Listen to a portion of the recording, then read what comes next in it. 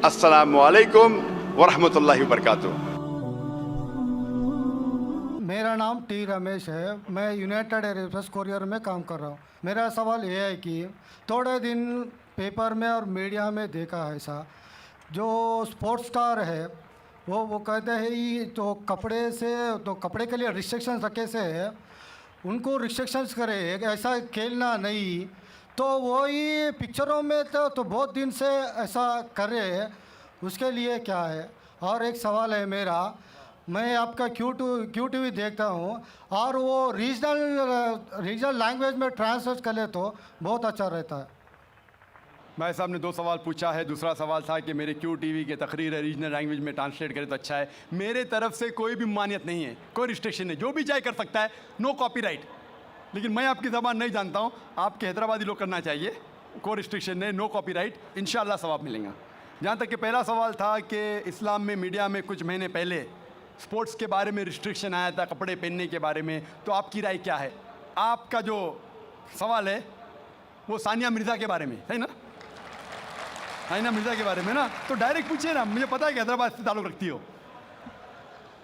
और ये सानिया मिर्ज़ा के इशू के बारे में कई महीनों तक इंडियन मीडिया फिर फॉरेन मीडिया से उछाली और ये एक talk of the town front page के ऊपर आ चुका था कि इस्लाम सानिया मिर्ज़ा के ख़िलाफ़ है, मौलाना लोग ने उसके ख़िलाफ़ बात किए वगैरह वगैरह। मैंने काफ़ी रिपोर्टें पढ़ी, लेकिन मेरी राय ये है कि ऐसे जब सवालात उठते हैं तो हमें हिकमत से काम लेना चाहिए, हिकमत से। मैं ये नहीं कहता हूँ कि जो मौलाना ने फतवा दिए या कई लोग ने जो कहे, अक्सर मौलाना ने सही फतवा दिए अक्सर, लेकिन काफ़ी पॉलिटिशियन बीच में आ गए हो सब। मैं मुख्तसर से आपको उसका बयान दूंगा। लोग कह रहे थे कि इस्लाम रिस्ट्रिक्ट्स इंटरनेशनल स्पोर्ट्स, कि इस्लाम स्पोर्ट्स की तरक्की के ख़िलाफ़ है, और सानिया मिर्ज़ा से मीडिया पूछ रही थी कि इस्लाम हराम कहता है तो क्यों आप ऐसे कपड़े पहन रहे वगैरह वगैरह। मैं ये पूछना चाहता हूँ कि सानिया मिर्ज़ा लॉन टेनिस में नंबर 31 थी, अभी 34 हो गए, वापस से लगभग करीब है, 31-34 नंबर पे है। आप सबसे number 1 top seed Serena Williams से क्यों नहीं पूछते, क्यों नहीं उससे पूछते कि उसका मज़हब उसे इजाज़त देता है ऐसे कपड़े पहनने की? आप मौलाना से क्यों पूछते कि इस्लाम में जायज़ है क्या नहीं? आप जाके प्रीस्ट से क्यों नहीं पूछते? आप जाके पोप से क्यों नहीं पूछते क्या सेरेना विलियम्स जो नंबर 1 है ऐसे कपड़े पहनना क्रिश्चियनिटी अलाउ करती है क्या नहीं? पोप मेरे नज़रिए से बिल्कुल कहेगा हराम है। क्लियरली लिखा है हिजाब के बारे में बुक ऑफ ड्यूटोनॉमी में चैप्टर नंबर 22 वर्स नंबर 5 में हिजाब के बारे में लिखा हुआ है। First Timothy chapter number 2 verse number 9 में कि औरतें अच्छे कपड़े पहनना चाहिए, sober, modest. The woman shave a modest clothes with shamefacedness with sobriety, should not have braided hair of gold nor way pearls. मतलब भड़कीले कपड़े नहीं पहनना चाहिए, सोने नहीं पहनना चाहिए, और अच्छे से पेश आना चाहिए, इज्जत के साथ। और क्रिश्चियनिटी में भी ऐसे कपड़े पहनना हराम है। अगर आप प्रीस्ट से पूछेंगे, कोई भी प्रीस्ट कहेगा, इसीलिए आप देखते हैं कि नन लोग मुस्लिमा जैसे लिबास पहने, इस्लाम के लिबास पहने, पूरा जिस्म ढका हुआ है, सिर्फ चेहरा और हाथ कलाई तक दिखता है।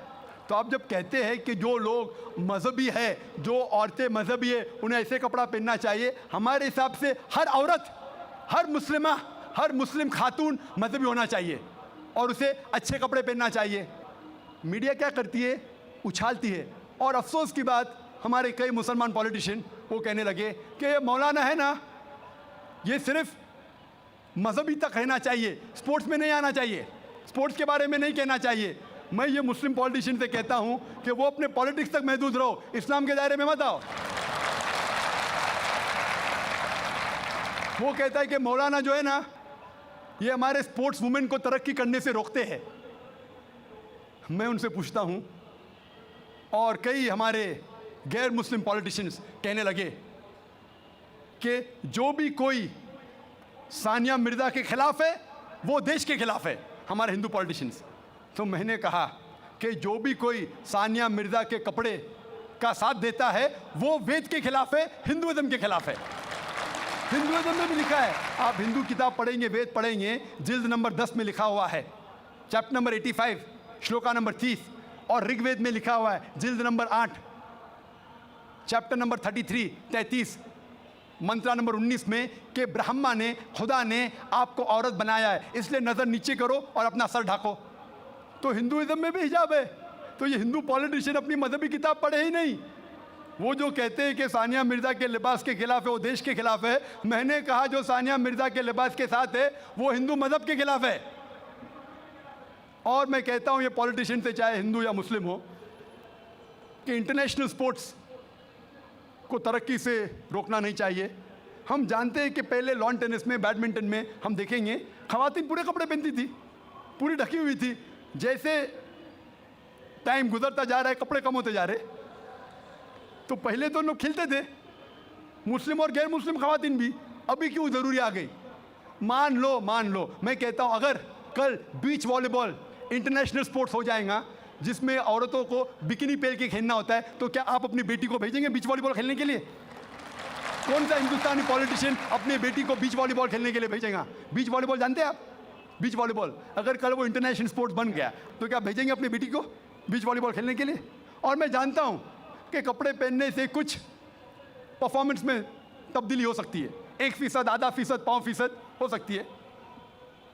लेकिन अगर खाली कपड़े पहनने से कुछ फ़र्क आता है, आधा फीसद, 1%, हम जानते हैं कि स्विमिंग के लिए कम कपड़े पहना जाता है तो क्या स्विमिंग और अच्छे से हो सके? अगर आप अकल लड़ाएंगे तो कपड़े नहीं पहनेंगे, सबसे अच्छी स्विमिंग होंगी, तो क्या बिना कपड़े स्विमिंग करेंगे? आप बोलेंगे नहीं, ये मेरी हिजाब का महदूद, मेरी मॉडेस्टी है इतना पहनना, बिकिनी पहनना। आपकी मॉडेस्टी, हमारी मॉडेस्टी है कि सतर ढका हुआ होना चाहिए। आपका लेवल ये है, हमारा लेवल वो है। लेकिन अगर आप सचमुच हिकमत जानते तो कपड़े मत पहनो ना। क्यों कपड़े पहनते? आप देखेंगे कहाँ होता है, ऐसा नहीं होता है। तो इसीलिए हमें मीडिया की बाजी उल्टी करना चाहिए। जब मुझे पूछा गया था कि सानिया मिर्ज़ा ऐसे कपड़े पहनती है, क्या सही करती है, तो मैंने कहा आप सानिया मिर्ज़ा को फ़िलहाल आप ये देखिए कि कई मुसलमान क्रिकेटर्स चाहे वो हिंदुस्तान के लिए खेल रहे या चाहे पाकिस्तान के लिए खेल रहे, नमाज के वक्त नमाज भी नहीं पढ़ते, जुम्मा नमाज भी नहीं पढ़ते। सही हदीस में आता है कि काफिर और मुस्लिम के दरमियान जो फ़र्क है वो नमाज है, सलाह। कम से कम सानिया मिर्ज़ा नमाज तो पढ़ती है, सलाह तो पढ़ती है, अल्हम्दुलिल्लाह। हो सकता है कल वो कपड़े भी अच्छे पहनेंगी इंशाअल्लाह, क्यों नहीं? तो मैं कहता हूं कि जो ये मुसलमान क्रिकेटर्स सानिया मिर्ज़ा से और बड़ा हराम कर रहे, सानिया मिर्ज़ा से बड़ा हराम कर रहे, कम से कम नमाज तो पढ़ती है, उसके लिए हमें उसका साथ देना चाहिए। अगर कुछ गलती कर रही है हमें उसके साथ हिकमत से पेश आना चाहिए और कहना चाहिए अल्लाह ताला उन्हें इंशाअल्लाह हिदायत देंगे, कम से कम नमाज तो पढ़ी है। हो सकता है चंद महीने बाद या चंद साल बाद हो सकता है कि अल्लाह ताला उसे हिदायत देगा, वो कपड़े भी अच्छे पहनेंगे। और मैं जानता हूं कि परफॉर्मेंस में शायद आधा फीसद, 1% हो सकता है कि लंबे कपड़े पहनने से परफॉर्मेंस में कमी हो, लेकिन जब अल्लाह का साथ है तो परफॉर्मेंस में कितनी तरक्की होंगी। अल्लाह ताला फरमाते सूरह इमरान में, सूरह नंबर 3 आयत नंबर 160 में कि if Allah forsakes you none can help you। अगर अल्लाह आपका साथ छोड़ दे तो कोई भी आपकी मदद नहीं कर सकता, और अल्लाह अगर साथ दे तो कोई भी आपको हरा नहीं सकता। तो इसीलिए मोमिनों से अल्लाह पे भरोसा रखने के लिए कहिए। तो हो सकता है सानिया मिर्ज़ा इंशाअल्लाह कुछ दिन बाद, चाहे हफ्ते हो या महीने हो या साल हो, हम अल्लाह से दुआ करते कि अल्लाह उसे हिदायत दे और वो कपड़े भी अच्छे पहने और इंशाअल्लाह तरक्की भी करे। Hope that answers the question. मेरा नाम राजकुमार है जी। मैं एक छोटा सा व्यापार करता हूँ। मैंने कई बार कुरान पढ़ी है, तो उसमें जिस आयत का आपने जिक्र किया है उसमें आपने आधी आयत जिक्र किया है, अल तौबा की 5वीं आयत, जिसमें लिखा है कि जो गैर मुसलमान को मारो, साथ में घात लगा मारो, और जब तक वो नमाज कायम करें, ज़कात दें, तब उनको छोड़ दो, अर्थात मुसलमान बन जाएं तब छोड़ दो। और दूसरी बात ये थी कि 6551 की नंबर उसमें है, इसमें लिखा है कि ऐ मुसलमानों, तुम ईसाइयों यहूदियों को अपना दोस्त मत बनाओ, अगर जो दोस्त बनाएगा वो उनमें से हो जाएगा। ये बात इंसानियत के खिलाफ मैं महसूस करता हूँ। भाई साहब ने सवाल किया कि मैंने जो आयत कोट की सूरह तौबा सूरह नंबर 9 आयत नंबर 5 की, वो आधी आयत कोट की, उसमें लिखा हुआ है कि उन्हें जब छोड़ दो जब वो नमाज कायम करे और ज़कात दे। ये भी जो भाई साहब कह रहे, पूरी आयत का मैं हवाला देता हूँ। अगर आप पूरी आयत पढ़ेंगे तो आपको सही पस मंज़र मिलेगा। जैसे मैंने कहा था मेरी तकरीर में, हवाला तो दिया, आयत नंबर 5 में लिखा है सूरह तौबा सूरह नंबर 9 में कि अल्लाह सुब्हाना व तआला मुशरिकीन मक्का को 4 महीने का वक्त देते सुधरने का, वरना ऐलान जंग। और जंग के मैदान में लिखा हुआ है कि जहाँ भी आप मुशरिकों को पाएंगे उनका कत्ल करो। Wait for them in every stratagem of war, उनका इंतज़ार करो और मैदान जंग में उनका कत्ल करो। लेकिन अगर वो रिपेंट करे, मतलब माफ़ी मांगे। कई वजह है, अगर वो माफ़ी मांगे, नमाज पढ़े और ज़कात दे तो छोड़ सकते हैं, मतलब वो इस्लाम को कबूल करे, या वो सिर्फ अमन चाहते हैं। तो कई ऑप्शंस दिए गए हैं।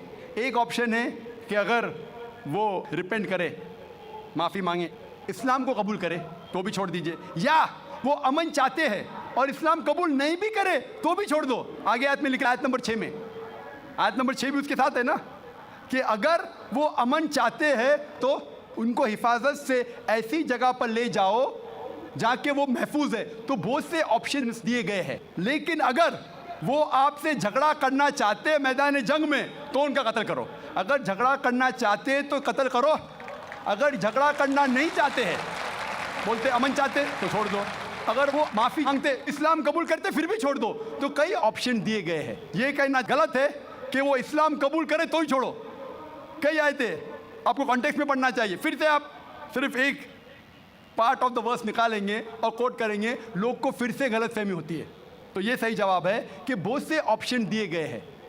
और कई जगह सूरह अनफाल में भी लिखा है कि अगर वो अमन चाहते हैं तो अमन बेहतर है। उसमें ये नहीं लिखा है कि इस्लाम कबूल करना उनके लिए ज़रूरी है, कर सकते हैं अगर वो इस्लाम को पसंद करते हैं।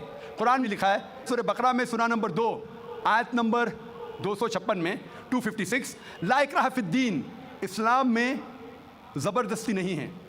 There is no compulsion religion, truth stands out clear from error. हक बातिल से अलग है, हक truth is clear from error. जो हक की बात है वो गलत बात से अलहदा है।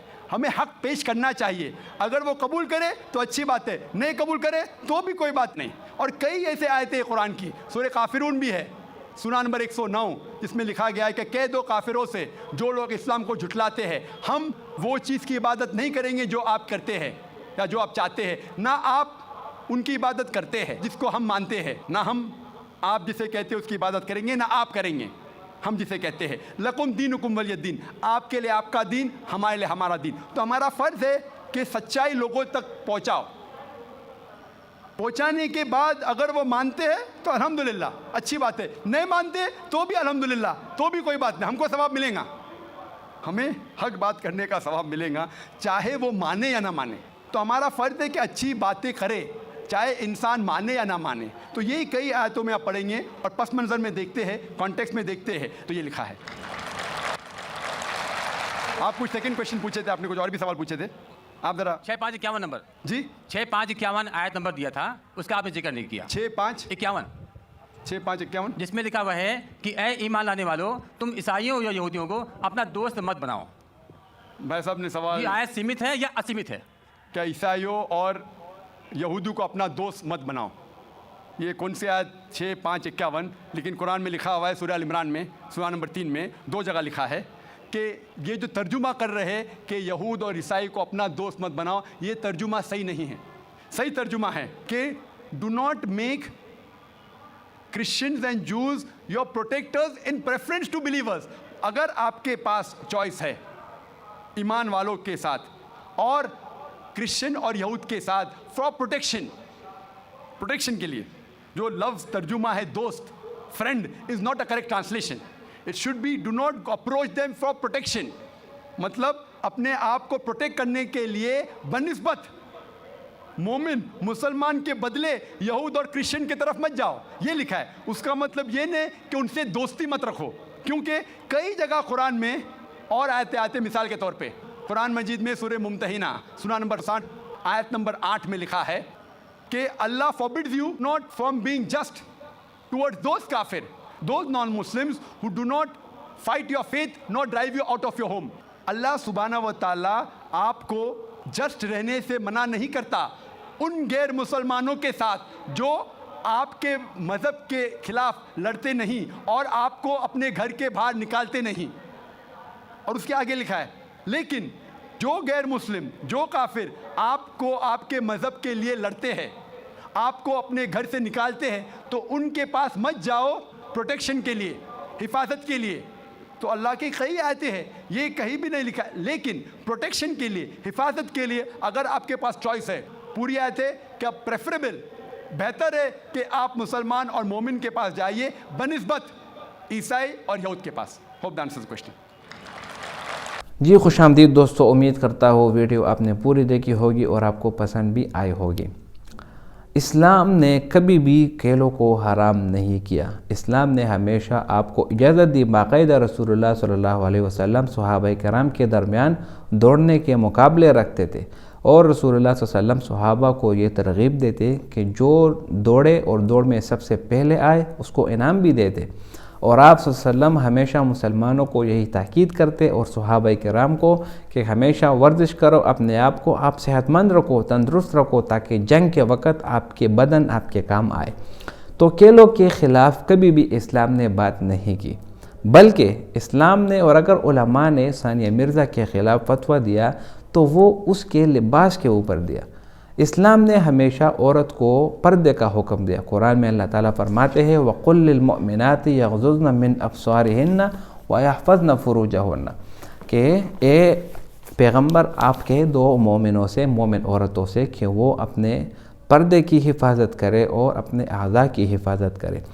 तो अब ख़ुद ये फ़ैसला करें, जब सानिया मिर्ज़ा टेनिस खेलती है और वो जिस किस्म का लिबास उसने पहना होता है, तो क्या ये इस्लाम में जायज़ है? बिल्कुल भी जायज़ नहीं। आप खेलो, आप टेनिस भी खेलो, आप क्रिकेट भी खेलो, लेकिन कम से कम आप पर्दे में रहो, ताकि आपका पर्दा, आपका चेहरा कोई ना देखे, आपके आज़ा कोई ना देखे। तो इस्लाम ने खेल को कभी भी हराम नहीं किया। ये आधी अधूरी बात जब लोग करते हैं तो इससे बहुत ज़्यादा मसाइल भी शुरू हो जाते हैं। अगर इस्लाम में खेल हराम होता तो रसूलुल्लाह सल्लल्लाहु अलैहि वसल्लम कभी भी सहाबा को खेल कूद की इजाज़त ना देते। तो भाइयों दोस्तों, बात यह है कि पर्दे का हुक्म, पर्दा बहुत ज़्यादा ज़रूरी है औरतों के लिए। अगर औरतें पर्दे में रहकर ये खेल खेले या जो भी करे तो वो उसके लिए जायज़ है, लेकिन अगर बेपर्दगी का हुक्म आता है तो इस पर इस्लाम कभी भी कंप्रोमाइज़ नहीं करता। बेपर्दगी को इस्लाम ने हराम करार दिया और इसी तरह बेपर्दगी की वजह से बहुत ज़्यादा गुनाह और बहुत ज़्यादा आमाल फासिदा शुरू हो जाते हैं। तो इसी वजह से उलमा ने इसके ख़िलाफ़ फतवा दिया। दूसरी तरफ डॉक्टर ज़ाकिर नाइक ने इस बात पर बहुत अहमियत दी कि आप सानिया मिर्ज़ा के कपड़ों के हवाले से, वो तो मेरे ख़्याल से टेनिस में 31 नंबर या 32 नंबर पर है, आप उससे पूछते, आप ज़रा जो टेनिस में सबसे पहले नंबर पर उस वक़्त जो थी सेरेना विलियम्स, आप उसके पर्दे के बारे में आप उसके पादरी से क्यों नहीं पूछते? आप अगर किसी भी पादरी से या किसी भी फोक से आप पूछेंगे तो वो आपको यही जवाब देंगे कि बिल्कुल औरत के लिए पर्दा जो है ना वो हक है। तो आप उन सब को छोड़कर यहाँ पर एक सानिया मिर्ज़ा के पीछे पड़ जाते हो। तो असल बात पर्दे की है। अगर पर्दा होता तो ये सब कुछ हलाल होता, लेकिन अगर पर्दा नहीं है तो ये जायज़ काम भी उसके लिए नाजायज़ बन जाता है। तो आप सब लोग बाशऊर है, आप सब लोग अकल रखते हैं, आप ख़ुद फ़ैसला करें कि अगर आप इस्लाम की तालीमात पर अमल करें और उसको अपनी ज़िंदगी में लाएं तो आपकी ज़िंदगी किस तरह गुजरेगी। और अगर इस्लाम की तालीमात के ख़िलाफ़ आप जाए और फिर आप उसमें जो भी आप काम करें तो वो आपके लिए नाकामी की बास बनेंगे। उम्मीद करता हूँ वीडियो आपको पसंद आई होगी। अगर वीडियो आपको पसंद आए तो इस चैनल को सब्सक्राइब करें। बहुत शुक्रिया।